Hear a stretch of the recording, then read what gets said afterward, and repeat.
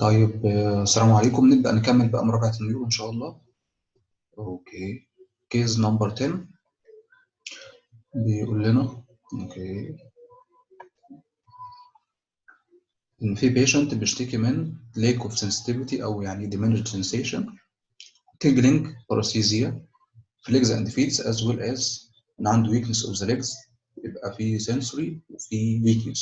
في الإكزام كان في loss of position and vibration sense، عايز يقول إن يعني deep sensory loss in the lower limbs up to the iliac crest, weakness and the hyperreflexes of the legs and bilateral Babinski signs. لما نقعد ندور كده عندي superficial sensor loss وديب sensor loss وعندي weakness with hyperreflexia and bilateral Babinski sign. مين بقى يعمل الثلاث مجموعات دي كده على بعض؟ عندنا على طول ده subacute combined degeneration of the cord. كويس كده؟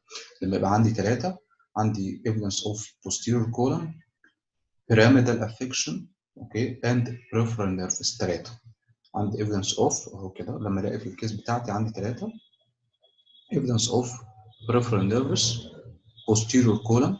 ليه posterior column؟ لأن هو قال لك loss of position and vibration sense lower limbs up to the iliac crest. لو احنا بنتكلم على ان ده كان بسبب peripheral neuropathy ما كانش هيبقى up to the iliac crest، هيبقى عندي distal بس زي توزيع بالظبط superficial sense loss with weakness of pyramidal distribution. subacute combined degeneration of the cord. ايه تاني ممكن يعمل كده؟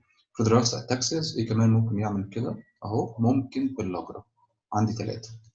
اوكي، انا هنا ما عنديش ايفيدنس على ان دي اتاكسيا وما عنديش كمان ايفيدنس ان في كورتيكال افكشن، فنروح ناحيه مين؟ سب اكيوت كومبايند ديجيشن اوف ذا كورد. ايه السبب؟ طبعا احنا بنتكلم على بي 12 وفوليك اسيد ديفيشنسي في الاساس، يعني باسبابهم زي الهيماتولوجي. ايه نوع الانيميا؟ طبعا هتبقى موجوده هنا ميجالو بلاستيك انيميا.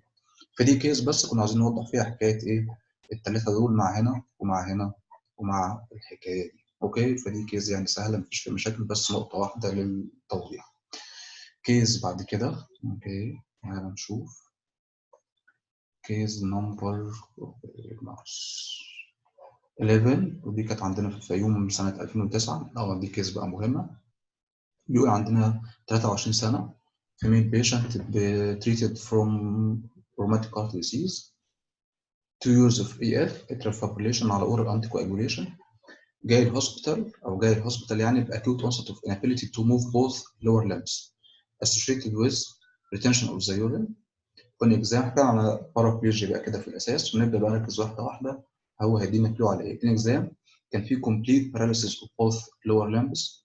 She couldn't feel pinprick up to the level of the umbilicus. هنتكلم بقى على مشكله دلوقتي هي ليها ليفل مش كده، فخلي بالك عشان في بارابليجيا with a level وبارابليجيا without a level. الفايبريشن سنس والماسل سنس والجوينت سنس كانوا انتكت، يعني بتتكلم على ان الديب is preserved. اوكي، فانت بتتكلم على spinal level اهو، وبتتكلم ان الديب كمان preserved. معانا accentuated S1 with mid diastolic rumbling neuron. فاحنا بنتكلم على الداتا اللي عندنا ان انا عندي rheumatic heart disease mitral stenosis كده، ده mitral stenosis with atrial fibrillation. يبقى الايتيولوجي بتاعنا فاسكولار امبوليك كده، خلاص الموضوع يعني بسيط. اوكي، وجايه باكيوت اونست بارابليجيا موتور سوبرفيشال سنسوري لحد ليفل معين، وبعدين كمان الديب سنسوري سيستم از انت. فاحنا هنا بنتكلم على ايه؟ فبنتكلم في الاساس اوكي لحد ما نروح بقى دلوقتي حالا الدرس على anterior spinal artery occlusion مش كده؟ ما انا رحت خدت كات سكشن كده في السباينال كورد. لو جينا نبص على حاجه صغيره اوكي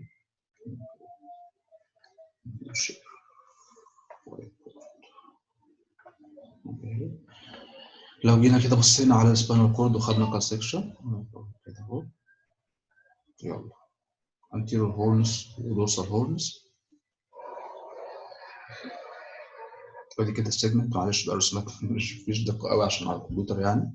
هلاقي هنا بيراميدال مش كده، وهلاقي اللاترال سباينوسالاميك تراكتس بتاع السوبرفيشال سنسيشن، وهلاقي دورسالي ده حاجه نرسمها بشكل تاني هنا كده اهو البوستيريور كولم يمين والبوستيريور كولم ايه بقى؟ شمال. احنا عملنا ايه بقى دلوقتي؟ احنا عملنا ليجن اخد انتيريو تو ثيردز. الليجن بقى اللي ياخد بيراميدال وسوبرفيشال سنسيشن ويسبير الديب. لو نرجع للبلاد سبلاي كده بتاع السبانال كورد هنلاقي ان في برانش هنا كده اسمه انتيريو سبانال ارتري واثنين صغيرين ورا البوستيريو سبانال ارتريز، فهنا في اوكلوجن اوف ذا انتيريو سبانال ارتري. كويس خالص. طيب ايه اللي يعمل اوكلوجن اوف ذا انتيريو سبانال ارتري في الحاله بقى اللي فاتت؟ هيبقى اكيد امبلس من بيشنت ويز لو ده ليفت اتريوم، ليفت فنتركل وادي الاورطه، كان في ماترال ستنوزس، ليفت اتريوم كبر، قلب اتريال فابريليشن، كانت جوه ثرومبس، وبدا يحصل منها سيستميك ايه بقى؟ امبولايزيشن. كويس كده تمام. نرجع بقى تاني للحاله بتاعتنا. اوكي ماشي.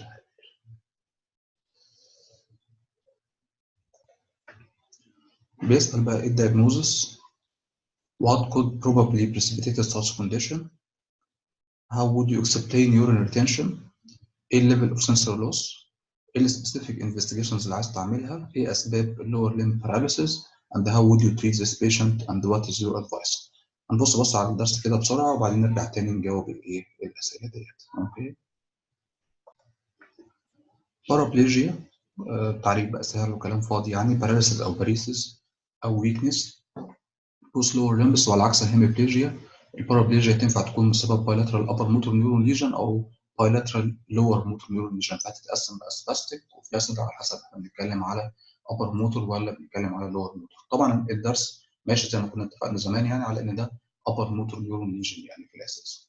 اسباب الفلاسيد بارابليجيا او الفلاسيد كوادريباليزيس كنا بليناها كده في الكورس، ابقى ارجعها برضه عشان المره ايه بقى سؤال. احنا بنتكلم مين هنا على سباستيك بارابليجيا، paralysis او بريسيس او ويكنس في الرجلين الاثنين بسبب bilateral pyramidal tract lesion اللي ممكن يحصل cerebral، ممكن يحصل brainstem، او ممكن يحصل spinal cord. طبعا احنا مهتمين هنا اكتر بمين؟ spinal paraplegia.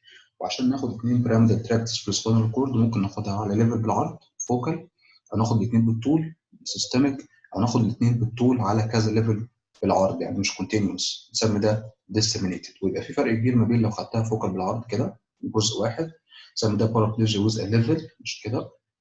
ليفل ايه؟ سنسور ليفل يعني ده المقصود. او لو خدناها بالطول سيستميك، او خدناها بالطول في كذا حته كده بالعرض باتشي زي الام اس يعني نسميها بارابليجيا وزاوت ايه؟ وزاوت ليفل. تمام. وكنا بنقول برضو ان الدرس مهتم اكتر ببارابليجيا ويز ليفل، فوكال سباينال سباستيك بارابليجيا. ايه اسباب بقى السباينال بارابليجيا؟ هنتكلم على الفوكال فليكسيس. اوكي كده. ازاي نقدر نعمل افكشن لاثنين بيراميدال تراكتس جوه السباينال كورد بالعرض كده؟ نعرف نعمل عليه كومبريشن من فيرتيبري كومبريشن او من منجيس، او كومبريشن من جوه السباينال كورد نفسه. وكومبريشن من فيرتيبري زي ما كنا بنقعد نقول زمان يعني في الكورس لما نتكلم دايما على فيرتيبرال، على فيرتيبرال كوز كنا بنقعد نقول ايه بقى؟ تروما، تيومر، تي بي، مش كده؟ disc prolapse and deformities. اوكي نكتب الخمسه دول وكده ايه زي الفل. او من مننجيال، مننجيال على الاقل هتعرف لي اثنين، مننجيال اكسترا ديورال زي الكيميك ديبوزيتس، او ديورال زي مننجيوما، او من جوه شويه زي النيوروفايبروما، اسم كده. او من الكورد بقى نفسه، من الكورد الديسيز اللي بيعمل ديجنريشن كده في السنتر، سيرينجومايليا، او تيومر جلايوما، او ايفن دايموما. يا سيدي تيومر في النص، او ان احنا نبدا نعمل ديجنريشن في النص، فده كومبريشن. او ناخد السيجمنت كلها بالعرض كده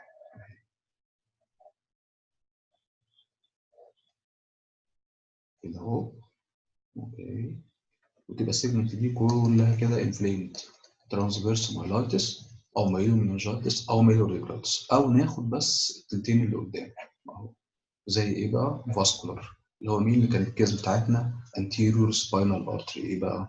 اوكلوجن. كويس كده تمام. وده مهم. يا ترى ايه فرق بقى الانتيريور سباينال ارت اوكلوجن من الانفلاماتوري؟ الديب سنسوري. هل الديب سنسوري اتاخد ولا الديب سنسوري از ايه بقى؟ از انتكت. كويس. فدي كانت الاسباب الاهم ان انا اخده بالعرض. ممكن اخد بقى الاثنين بالطول كده. سيستميك ديسيز، سيستميك بقى عندي ثلاث عناوين كبار وان شاء الله نعرف واحد. هيريدو فاميليال او سيمتوماتيك او ايديوباثيك.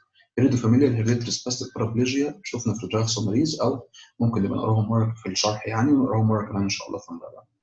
او سيمتوماتيك سب اكيوت كومباوند ديجيشن اوف ذا كورد لسه حالين عليها حاله دلوقتي، او كلابرا، او موتور نيورون ديسيز. او اخده ديستامينيتد زي مين بقى؟ زي الام اس. عندنا بعد كده اقل اهميه خالص ممكن حتى ما تقراهمش يعني، اسباب ان ناخد اثنين بيراميدال تراكت في السيربرال ريجون. اوكي هتلاقي العناوين شبه الى حد كبير عناوين الهيميبليجيا، مش مهمين دول. او في البرين ستيم زي السيرينجوبالبيا او ميد لاين برين ستيم تيومر. خلي بالك دول زي اسباب الانترم دالري اللي هو جوه السباينال كورد يعني. السيربرال تروما فاسكولار كنا بنقول فاسكولار ده زي superior sagittal sinus thrombosis او unpaired anterior spinal artery occlusion.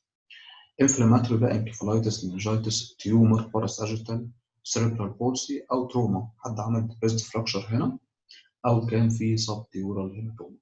اسباب يعني نعرفها ايه سهله ان شاء الله، ايه مفيش مشاكل خالص. كلينيكالي بقى القصه كلها طبعا زي ما احنا بنتكلم ان هو ماشي ديزيز فوكال سباينال سباستيك كومبريشن بارابليجيا. على مستوى الليجن هنقعد ندور كده على شويه حاجات اللي هتقول لي يا ترى بسبب اكسترا مدلري او سبب انترا مدلري. فلما نيجي نفحص الباك اوبزرفيشن تقعد ندور على لوكلايزد بين، لوكلايزد تندرنس، لوكلايزد ديفورميتي او سويلنج. نقعد ندور على افكت بيقول ان في روت كومبريشن اللي هي ريديكولار مانيفستيشن سبيشالي البين. فلو كان الأونست اوف ذا ديسيز associated with girdle pain، البين اللي هو محزمه اللي بيزيد مع الكف، السنيزنج، الستريننج او سو اون، نقعد نفكر ان ده فعلا هيبقى ايه بقى اكسامبل. ليه؟ دورت على vertebral manifestation او girdle pain.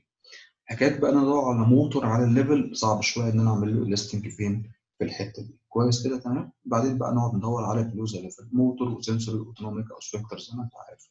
في الموتور نقعد نقول نفس الكلام بقى، لو احنا الكلام بادئ اكيوت هنبدا بفلاسيد، لو الكلام بادئ جرادولي هنخش على السلاستيك على طول ونتكلم على الفلاسيد ستيج زي ما اتكلمنا عليها في الهيميبليجيا بالظبط. كويس كده تمام.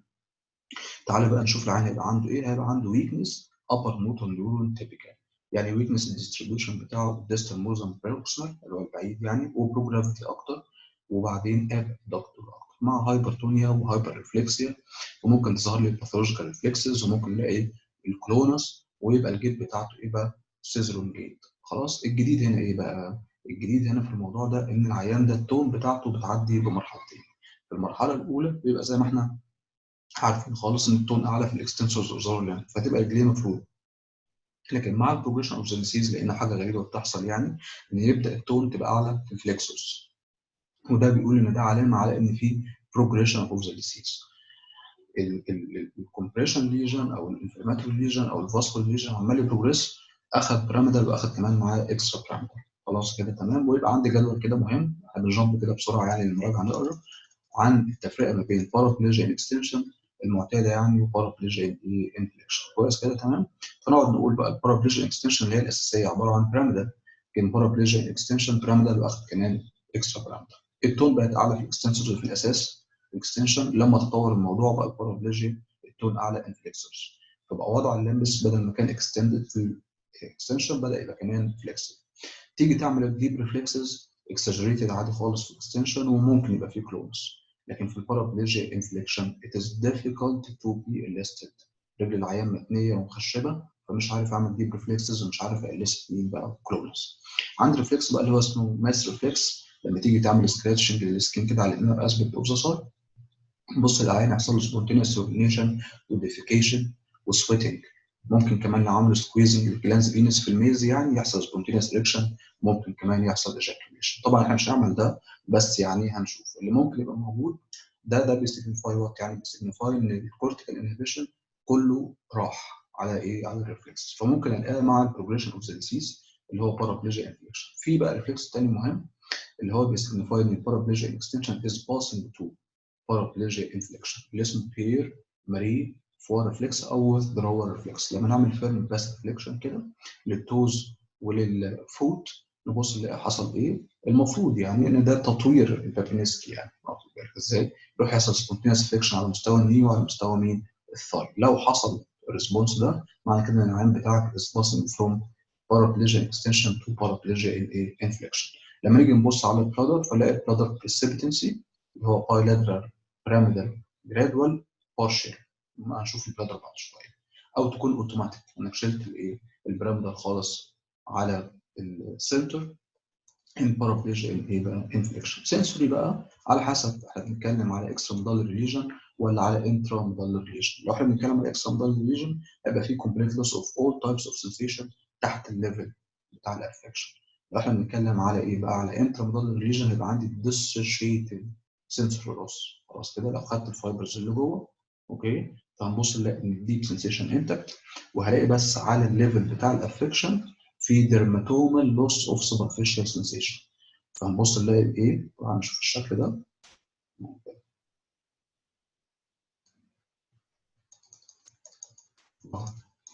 لو احنا بنتكلم على ان ده نشوف كده اكسترا مدلري، فعند مكان الافكشن اللي هو ده هنبص نلاقي من تحته اهو كده كل انواع السنسيشنز لوست.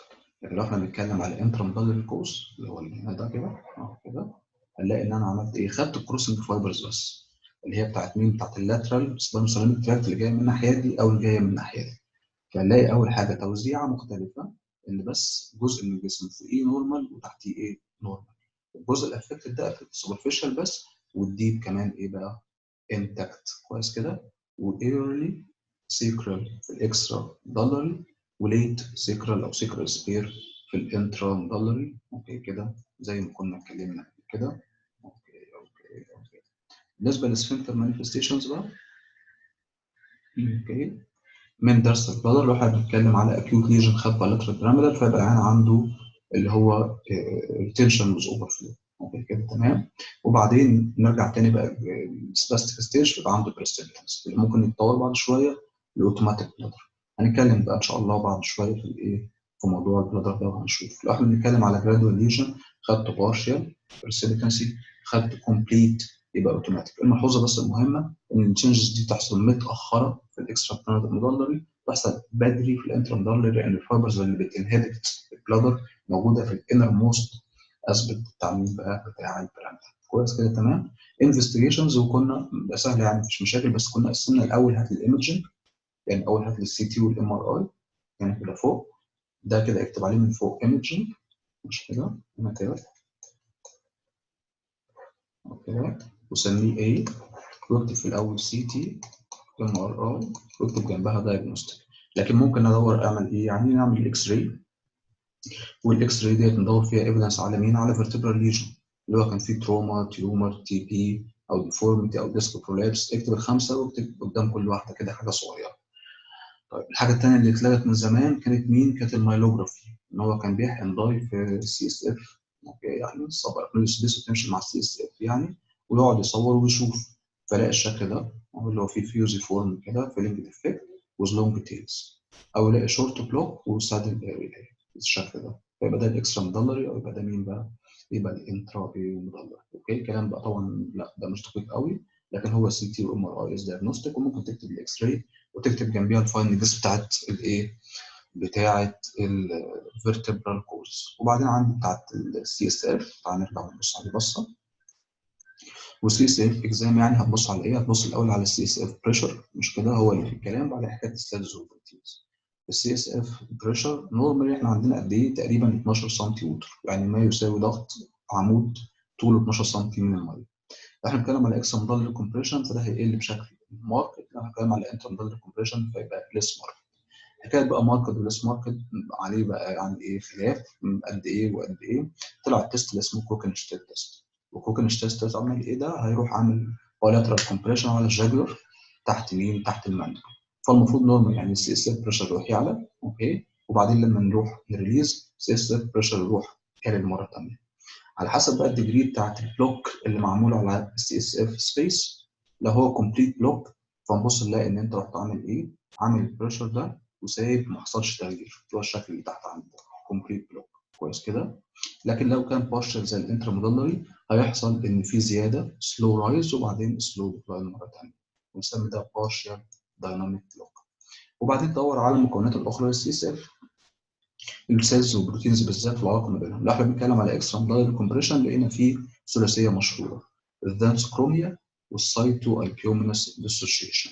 يعني ايه؟ يعني هنلاقي ان البروتينز زادت لكن السيلز ار ايه بقى؟ نورمال. في الانترا مودايل كومبريشن مفيش الكلام ده.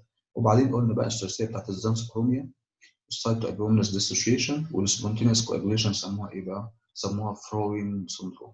اوكي عندنا بقى جدول للتفرقه ما بين اكسترا مودلري وانترا مودلري، كلام بسيط يعني. بحيث في الاول خالص الديوريشن يوجوالي لونج في الاكسترا مودلري وتبقى اقصر شويه، يبقى انت بتتكلم في كتير من الاحيان على اورام في الانترا مودلري. نرجع بقى ندور على مين؟ على اذا كان في بين في الانصر زي ما كنا بنتكلم، ده مهم خالص. يبقى انت بتتكلم على evidence of radicular affection، يبقى انت اكتر ناحيه اكسترا مودلري.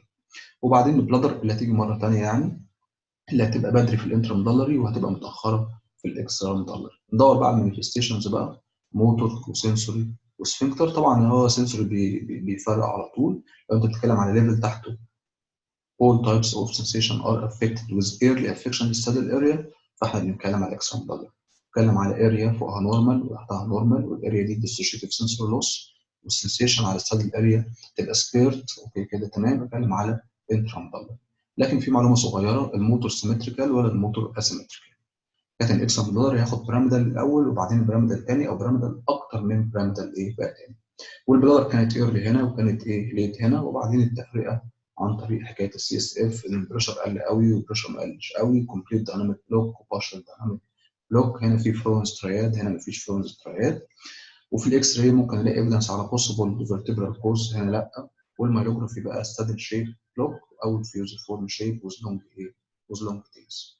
التريتمنت يعني مفيش سؤال قبل كده على التريتمنت، لكن جنرال وسيمتوماتيك وفيزيوثيرابي وسبيسيفيك، اوكي كده تمام. نفس الكلام يعني مفيش اي مشاكل. سبيسيفيك بس نتكلم على تي بي وتيومر او ايه او سيرجري. ترانسفيرس مالاتس بقى اللي هو بالعرض ده مهم بقى، اكيوت ليجن هياخد جري ماتر ووايت ماتر على مستوى سيجمنت او ليميتد نمبر اوف سيجمنتس فوق بعض.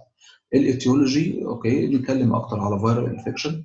فيرال انفكشن بقى انفلونزا، تشيكن بوست بوكس او تي بي كبكتيريا او سيفيلس او دفتري. لكن فكر دايما فيرال، يعني فكر دايما فيرال. اذا ما كانش فيرال انفكشن روح بعده على ام اس على طول، اوكي. يجي بعد كده بوست بقى، يعني بوست فاكسين او بوست لامبر بانكشر. لكن فكر دايما فيرال، ويجي بعده ام اس. تي بي بقى على جنب، لان احنا عندنا كده عنوان او سؤال في الكلينيكال بتاع ازاي التي بي يعمل ايه بقى بارابيولوجي، اوكي تمام. قصه في ايه؟ انفكشن او انفلاميشن في اكيوت ايفنت. اكيوت ايفنت بقى عنها هيعدي في شوك ستيج وبعدين ريكفري ستيج. خلاص ازاي اعرف ان ده ترانسفيرس مالايتس؟ الانست اسوشيتد ويز فيفر، خلي بالك من المعلومه دي. الحاجه الثانيه عندي شكل بالظبط الاكسترا مدلري لكنه، ركز بقى معايا، عندي شكل بالظبط الاكسترا مدلري لكنه ما عندكش اي ايفيدنس على فيرتبرال افكشن. ده مهم جدا جدا، وانه سيمتريكال. اخدت بالك ازاي؟ تروح كده تعمل ايه؟ سي اس اف اكزام، يبقى في زياده في السيلز والبروتينز في الاول، اوكي كده تمام. السيلز والبروتينز. anterior spinal artery occlusion هيبقى هو بس الديب sensations ار ايه بقى؟ ار intact. كويس كده تمام. تمام. نرجع بقى للكيس بتاعتنا مره ثانيه، وكان بيسال بقى ايه الدايجنوزس. فاحنا هنتكلم على فوكال سباينال spastic vascular paraplegia. اكتب لي التشخيص بتاعك كده due to anterior spinal artery occlusion. ايه اللي precipitated such condition؟ systemic embolization طبعا، بما احنا بنتكلم على ان العيانه كانت atrial fibrillation rheumatic mitral stenosis، اوكي. وغالبا this is ايه بقى؟ systemic embolization. ازاي تكسبلين اليورين retention in this patient؟ يعني كنا تعال نشوف البلادر، يلا بينا. تعال نشوف البلادر ونرجع تاني نكمل الكيس بتاعنا، اوكي. اوكي ندور بس اهي البلادر. سيبك بقى من المقدمه الطويله ديت خالص. تعال نبص على الدياجرام اللي تحت ده اهو. انا عندي سنترال هنا، البارا سنترال لوبيول الموجود في الفرونتال لوب، الانر اسبكت، اوكي. والسنترال ده بينزل او بيدي يعني الاوردر اللي نازل عشان ينهبت، اوكي، عن طريق البرايمر. عندي سنتر موجود في اس 2 3 و4، رايح موتور للبلادر وداخل منه ايه بقى سنسور. فانا الليجن عندي ممكن يكون ابر موتور على الليفل اللي فوق، او لور موتور على ليفل الموتور او السنسوري او السنتر بتاع البلادر. لو احنا ناخد بايلاترال بيراميدال اكيوت، فيبقى عيان عنده شكل ريتنشن ويز اوفر فلو، اللي هو شكل السنسوري بايلاترال هو اللي دلوقتي حالا. لو ناخده جرادوال بارشال بريسيبيتنسي اللي هو البولبس بقى، هيبقى عنده درجه من الكنترول لكن هيلوز الكنترول في الاخر، هيبقى بريسيبيتنسي. لو شلته كومبليتلي تبدا البلادر تشتغل على الريفلكس بس، يعني زي الاطفال، فتبدا تفضي في شكل ايه؟ ريجولار وكومبليت انفلانتري. تعالى بقى نشوف لو احنا خدنا تحت على مستوى اللور موتور. لو انت خدت بايلاترال سنسوري، اوكي، هتبقى البلادر هتلوز السنسيشن، فيبقى البلادر بتملى يورين والعيان ما يجيلوش ديزاير، فالبلادر تكبر لحجم كبير لحد ما يبدا البريشر جواها يعلى، فيبدا اليورين يتربل، فيبقى العيان عنده ايه بقى؟ ريتنشن ويز اوفر فلو. لو انا خدت الموتور، اوكي كده تمام، هيبقى عنده السنس، يعني البلادر هتملى فيبقى عنده السنس الديزاير لكن مش قادر يفضي لان الريفلكس مقطوع. وعشان كده عندها غالبا على طول بيتقال نروح المستشفى فالبلادر ما توصلش للحجم الكبير. طب لو انا خدت بقى ايه؟ موتور وسنسوري، او خدت السنتر، تقلب اوتونوميك اللي هي بالحكم الذاتي يعني بالمايوجينيك فايبرز. فيبقى بيفضي بشكل involuntary ولكنه irregular، خلي بالك، وانكمبليت بالتفرقه ما بينها وما بين مين بقى؟ بالتفرقه ما بينها وما بين الاوتوماتيك. خلاص كده تمام؟ ادي موضوع البيلد. نرجع تاني للكيس بتاعتنا. يلا. فبيقول بقى اكسبلين اليورين ريتنشن في العيان ده، فاحنا بنتكلم على بايلاترال بيراميدال اكيوت، مش كده؟ فهمت الشكل بتاع مين؟ بالشكل بتاع السنسوري اللي هو مين؟ ريتنشن ويز اوفر فلو. الليفل تي 10 بحكي عن الباليكوس. السبيسيفيك انفستيجيشن هنتكلم عليها، اتكلمنا على ان احنا هنتكلم على سي تي وام ار اي دايجنوستيك. بس خلي بالك هنا انا مش هعتمد بقى على حكايه السي اس اف بتاعت الاكسترا مودلري وانترا مودلري، لكن لو عايز تكتب حاجه هنا مهمه تكتب ايه؟ ام ار اي اللي هي ماجنتيك ريزونانت انجيوجرافي. وبعدين ما تنساش الهارت بقى، فانا عايز ايكو وعايز كمان اي سي جي وعايز بي تي وبي سي واي ان ار عشان خاطر حكايه الايه؟ الانتي كوagulation. ايه اسباب اللور ليمب باراليسيس اتكلمنا فيها؟ how would you treat this patient and what's your advice؟ التريتمنت بتاعنا طبعا حاجتين: انتي كوagulation، تريتمنت اوف ذا سورس اوف امبرايزيشن، وما تنساش تكتب شويه عن المانجمنت اوف اتريال coagulation. ايه الادفايس بتاعك؟ طبعا ان هي تبقى compliant to the anticoagulation with follow up of the بي سي اند اي ان ار. كويس؟ تعال نشوف كيس 12. كيس 12 بيقول لنا عندي 40 سنه اولد ميل بيشتكي من sudden severe persistent headache, confusion, repeated vomiting together with pain in the back of his neck and in the lower back area. Referred to both lower limbs with blurring of vision. He has no history of any previous medical complaints and he denied history of recent travel to foreign countries. His wife shown the doctor that the result of recent check-up results كان عامل تحليل قريب يعني which reveals normal blood glucose, normal serum creatinine, normal liver functions and liver enzymes and normal lipid profile. لما عملنا فحص العيان لقينا العيان confused، درجة الحرارة 37. نركز لي بقى في درجة الحرارة دي. pulse 110 per minute and regular، مهم طبعا. blood pressure 140 80 والهارت is free. what's your diagnosis؟ الأسئلة يعني. اوكي، ايه الانفستيجيشن هتعملها؟ ايه الكوزز فور ذيس كونديشن؟ طبعا تشوف الحكايه اللي فوق ديت ان حد عنده علامات او signs of increased intracranial tension with meningeal irritation. في الكيسز في المنهج بتاعك دايما روح على حاجتين: روح ناحيه meningitis، روح ناحيه sub arachnoid hemorrhage. طيب انت هنا هتروح ناحيه مين بما ان هو درجه الحراره 37 وما ادركش بقى لا ريسنت ترافل ولا راش ولا اي ايفيدنس على meningitis؟ روح على طول على possibility of sub arachnoid hemorrhage. اوكي، تعال نشوف السب arachnoid hemorrhage.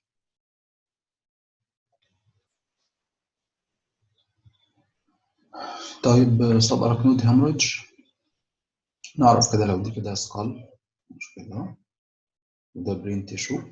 اوكي بس ده.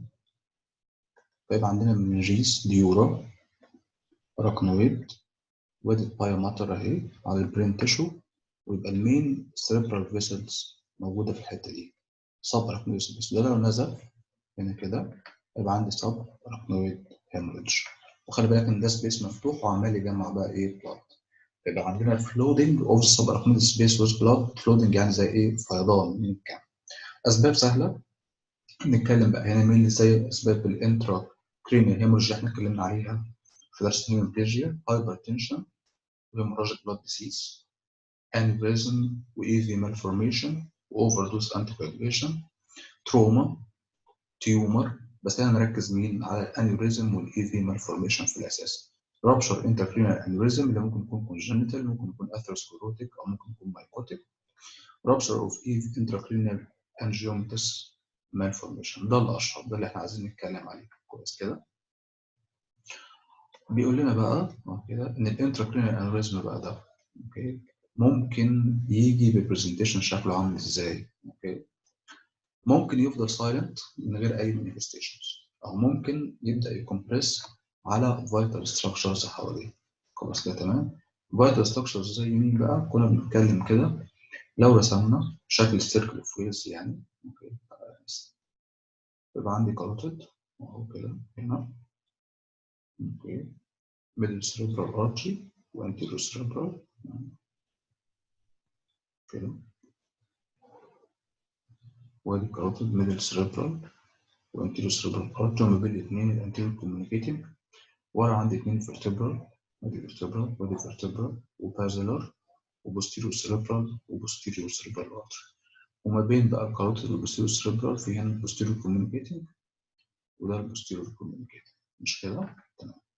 عندي بعد كده هنا كده الكاروتيد كان في الكافرنس ساينس اهو، اللي فيها كرين نيفس 3 و4 و6 وفي ساين الديفيجن بقى 5، مش كده؟ و3 ده لو احنا خدنا شفنا كده ميد برين، ميد برين وبونز ومظلة اهي، ميد برين وبونز ومظلة. هناخد 3 ده اللي هو بادئ من هنا وماشي كده بقى. تمام. فممكن بقى نبص على الانوريزم ده ممكن يكون طالع منين؟ ممكن نلاقي انوريزم من الانترنال كاروتيد ارتري، فيبدا يضغط على مين؟ على الستراكشرز اللي موجوده في اللاترال وول بتاع الكافرنس ساينس ده. ممكن نلاقي ليجن واخد 3 و4 و6 وفي ساين ديفيجن اوف 5 مع اكزوثالموس، كويس كده؟ ممكن يكون الانوريزم ده من الانتيريور كوميونيكيتنج ارتري اهو، فيضغط على مين؟ من الستراكشرز اللي موجوده هنا. تعال نرسمهم بقى كده. اوكي اهو، هيبقى عندي هنا كده عين ودي عين تانية، وادي اوبتيك نيرف كده واوبتيك تراكت، مش كده؟ وادي كده كيازما اهي. فنضغط مين بقى؟ ممكن يضغط على الكيازما دي اهو، او يضغط على الاوبتيك نيرف والاوبتيك يبقى تراكت. البوستيريور كوميونيكيتنج ارتري هو ده كده، لو في انيوريزم هنا هيضغط على السيرت قبل ما يخش الكافيرنس ساينس. طب لو في بقى انيوريزم في البازلر اهو كده، يضغط على مين؟ على البرينستون، فيبقى عندي كرينيال نيرف ليجنز مع لونج تراكت ليجنز. ادي حكايه مين؟ الكومبريشن. حكايه اودبل بريد سيبك منها، لكن الاشهر بقى في البرزنتيشن ان هو يكون ايه؟ الاشهر في البرزنتيشن ان هو يفضل سايلنت، واول برزنتيشن بتاعه ان هو يكون رابشر، ده 90% من الحالات. رابشر بقى بريسبيتد باي ستريس، بريسبيتد باي سترين، كاف، سيكشوال انتركورس، لكن ده المثال الاشهر. الكومبريشن ادينا شرحناه وسهل، مفيش يبقى مفيش فيه مشاكل، كويس كده؟ الايدج احنا بنتكلم على، لو احنا بنتكلم على ايه مالفورميشن يبقى الفيرست والسكند ديكيد، لو بنتكلم على انيوريزم بنتكلم على الفورث والفيفث ديكيدز اكتر يعني. اشهر شويه الفيميكس سيمتومز. نقسم السيمتوم الاشهر اللي هيجي لك بيه العيان عباره عن ايه؟ عباره عن هيدك. يبقى في الكيس اروح مدخل لك الهيدك على طول. ليه؟ عشان خاطر irritation وستريتش على مين؟ على المنجيز. sudden severe splitting agonizing headache ده الكاركتر الاشهر. فجاه وهيدك قوي جدا، splitting and agonizing headache، بيزيد اكتر مع الفليكشن اوف ذا نيك. بدا فين؟ بيبدا اوكسيبيتال والباك اوف ذا ابر نيك، وبعدين يبقى جنرالايزد ويراديت للشولدرز واللور لمبس واللور يبقى واللور باك. السيمتوم الاهم هو مين؟ هو الهيدك مع سيمتومز اوف مننجل اريتيشن. يعني هشتكي من stiffness اوف ذا نيك، او القصه كلها يعني ان هو حركه النيك بالنسبه لي بينفول جدا مع الالم اللي كان بيسمع في حاجات غير كده. معانا بقى جنرال سيمبتومز بتاع increased intracranial tension بشكل يعني vomiting, blurring of vision, vertigo with fever. اوكي كده تمام. ساينز لما نقول نبحث العيان ده، في الاول هتدور على signs of meningeal irritation, neck rigidity والneck retraction, الاوبستاتونس هاي ارش باك، وبعدين عندك بقى الكيرنكس واللاسيكس والبريدجنسكي، مش كده؟ الكيرنكس دي لما تحاول ان انت الهيد يبقى فليكسد والني فليكسد وتفرد الني ده 90 درجه، يبقى ده بينفول ليميتد. ولا سيجز انك تحاول تفرد الريب كلها. وبريزنسك انك تعمل باسيف فليكشن للنيك في مره فتلاقي فليكشن في الرجلين، او في السايد فتلاقي فليكشن لمين؟ للنيك. ساينز اوف منجل اريتيشن ايه بقى؟ سهل، دور على ساينز اوف منجل اريتيشن تلاقيها. تبدا تفحص بقى 3 زي ما اتفقنا قبل كده في الكورس. تبدا تفحص فندس، تبدا تفحص كرينيالز، وتدور على ساينز اوف سيريبرال اريتيشن. كل في الحته ندور على ساينز اوف منجل اريتيشن، مش كده؟ وبعدين تبدا تدور فندس، كرينيال نيرفس، وسيريبرال. في الفندس هتدور على ايه بقى؟ هتدور على فليم لايك ريتمال هيمبرجز. اوكي ليه؟ لان ده كوميونيكيتنج مع السب اركنيد سبيس، ويبدا الدم ده يليك اراوند ذا اوبتيك نيرف. اوكي. دور كمان على البليديما، علامه من علامات الانكريزد انتركرينال تنشن. وبعدين هتبدا تدور على كرينيال نيرف ليجنز. كرينيال نيرف ليجنز اللي هي لو موجوده دور مين على 3 و4 و6 وفي سلم ديفيجن اوف 5 لو فاكر، والاوبتيك نيرف. وبعدين دور على ليجنز بتقول ان ممكن يكون في سيربرال افكشن بسبب الكومبريشن على البلاد. زي مين بقى؟ زي ما انت عارف ما قلنا درس الهيموبليجيا، كونفولجنس، هيميبريسيس او هيموبليجيا بس اكتر مونو، كورتيكال سنسور لوس، افيزيا، فيجوال فيلد ديفكت لو تفتكر يعني الهيمونومس او هيمانوبيا او كوادرانتوبيا، كونفيوجن اند كوما. نبدا نعمل انفستيجيشنز دول سهلين بقى ان شاء الله مفيش مشاكل. هتبدا في الاول خالص تعمل ايه؟ تعمل سي تي سكان. اوكي كده، ولكن خلي بالك ان السي تي سكان في نسبه من الناس مش هيطلع هيموريدج وهو صبرك هيموريدج. ساعتها تعمل ايه بقى؟ تعمل لامبر بانكشرز. تمام كده، لامبر بانكشر اول ما نحط الابره فيروح طالع هاي بريشر ويطلع بلادي في هاي بروتينز. خلي بالك بقى هاي بروتينز، لكن الشوكر والكلورايد از نورمال. ركز بقى في الحكايه دي وتعمل كشف يطلع نيجاتيف عشان خاطر هو مش خلي بالك بقى ايه انفكشن.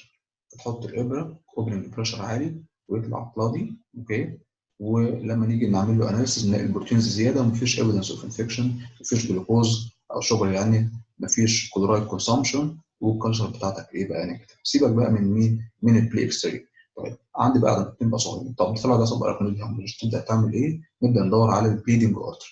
بمين؟ بانجيوجرافي. It's very important investigation عشان نقدر نلوكلايز مكان الانيوريزم او مكان الاي في ايه بقى malformation. بنعملها within few days او نعملها early يعني في course of the disease. المشكله الثانيه اللي عندنا ايه؟ هل يا ترى انا لو حطيت الابره بعمل ستيستيفيك زي ما طلع بلاد، هل يا ترى ده صبر اكنوليديا هيموريدج ولا ده انجري من اللامبر بانكشر؟ اوكي كده تمام. قال لك الاتي، اول حاجه هل يا ترى البلاد اللي خارج ده في كل السامبلز موجود هو ولا بيبدا يقل مع السامبل الثانيه والثالثه والرابعه وكذا؟ لو بيبدا يقل مع تكرار السامبلز هتعمل بوست لامبر بانكشرز. لو ثابت في كله يبقى ده صبر اكنوليديا مش كويس كده. وبعدين لو سيبنا العينه دي في الهواء شويه وقعدنا نشوف هل يا ترى هيحصل فيها كلوتنج ولا مش هيحصل. لو حصل فيها كلوتنج يبقى كان اكتر على لامبر بانكشر، ما حصلش فيها كلوتنج بنتكلم اكتر على صبر اكنوليديا هيموريدج، لان احنا كنا بنقول ان الكواجوليشن فاكتورز هيبقى كونسيومد فوق اراوند النيرجيز حاله الصبر اكنوليديا هيموريدج. الحاجه الثانيه زانثوكروميا، الهيموجلوبين في حاله الصبر اكنوليديا هيموريدج هيبدا يشتغل عليه شويه انزيمز طلع شويه بيلروبين فنلاقي لون يلوش ديسكولريشن. لكن في البوست لامبر بانكشر يبقى كلير. ايه الكومبليكيشنز اللي ممكن تحصل احنا خايفين منها؟ وكنا بنقول كومبليكيشنز ان الارتري بينزل ده ينزف مره ثانيه، ان يحصل سيربرال اسكيميا او سيربرال انفاركشنز سبيشال لما يحصل سبازم اون توب زي ما كنا شرحنا قبل كده. الهيدروكيفلس لو قفلنا سي اس اف فلو اند ابيليبسي. مش كده؟ رسمنا رسمه مره ثانيه كده. ده فيسل اهو، والفيسل ده بينزل كده اهو كده، وده جزء من البرين تيشو. خايف من ايه؟ واحد ان ده ينزل مره ثانيه، ان الجزء ده اثنين اهو يحصل فيه اسكيميا انفاركشن بسبب الاسبازم هنا، وان الدم اللي هارب ده ان الدم ده يروح يقفل سي اس اف فلو فيعمل هيدروكيفلس او نيريتيت ويبقى كونفرجنس. تمام كده. العلاج بتاعنا ميديكال وانترفنشن مش كده. والميديكال ده هنعمله لمين؟ لكل الحالات الجديده الاكيوت، وممكن نكتفي بيه في حالات نون سيرجيكال مش هينفع فيها سيرجيكال انترفنشن. ازرع عين سيرجيكالي انفيت، او في بقى مالتيبل انيوريزم او الانيوريزم ده كبير inaccessible مش كده. الميديكال تريتمنت في الاساس عباره عن ايه بقى؟ واحد يرتاح في السرير تماما تماما تماما لمده اسبوعين لثلاثه، ويأفويد اي سيتويشن ممكن يخلي فيه ايفيدنس او انسيدنس اوف ريبليدنج زي ستريننج كافنج. فعشان كده هنديله كمان ايه الاكسبوس، فيرتاح في السرير وياخد انرجيسكس اب تو سيديشن عشان الهيدك السادن سيفير ايه اجونيزنج كده. ممكن بقى نبدا نعمل ايه؟ ندي انتي فايبرينوليتيك ايجنت زي ترانكستاميك اسيد او مانوكلوريك اسيد اللي بيديلي كوليكلايسيس اراوند ذا انوريزم فيقلل احتماليه الريبليدنج شويه. لكن كنا اتكلمنا في الهيميبليجيا وقلنا انه ممكن يزود احتماليه الاسكيميا. ممكن ندي بقى لمشكله الانكريز انترابرينال تنشن سيريبرال ديهايدريتنج ميجرز او نعمل ريبيتد لامبر بانكشرز. خلاص كده تمام. ونعالج الكوز. فالعلاج بتاعك هتقسمه الميديكال انت المجموعات الاتيه يعني. اوكي، واحد بيد ريست وانرجيسكس اثنين مع بعض. بالنسبه للكلوت للبليدنج اللي بيحصل ده والكلوت اللي متكونه عليه انتي فايبرينوليتيك. بالنسبه للكريز انترفيرنت تنشن دي هايدريتنج ميجرز ولمبر بانكشر. وبالنسبه للكوز عباره عن تريتمنت اوف الكلوت والكوز وانكريز انتراكرينيال تنشن وجنرال كومبليت بيد ريست اند ايه بقى and analgesic بالنسبه للهيد. طيب السيرجيكال بقى عباره عن ايه؟ كان في حاجات قديمه شويه، كان يخش في الكاروتيد ارتري او يعمل دايركت سيرجري على الانوريزم نفسه، يا اما يكريب النك او يقطع ويعمل ايه بقى يحط جرافت او يوصل. بالانجيوماتوس مالفورميشن كان يروح يعمل لها كومبليت اكسجن او يقفل الفيلنج الارتري بتاعه، وكان يعمل الجراحه دي في خلال اسبوع من اسبوعين للاستابلايزيشن بالبيشنت على حسب الكلينيكال. كونديشن. لكن احنا كنا اضفنا هنا ان دلوقتي بتعمل ازاي؟ بتعمل كليبنج باي انترفنشن راديولوجيكال تكنيكس. كليبنج باي انترفنشن راديولوجيكال ايه بقى تكنيك، اللي هو دكاتره الاشعه التداخليه. تمام.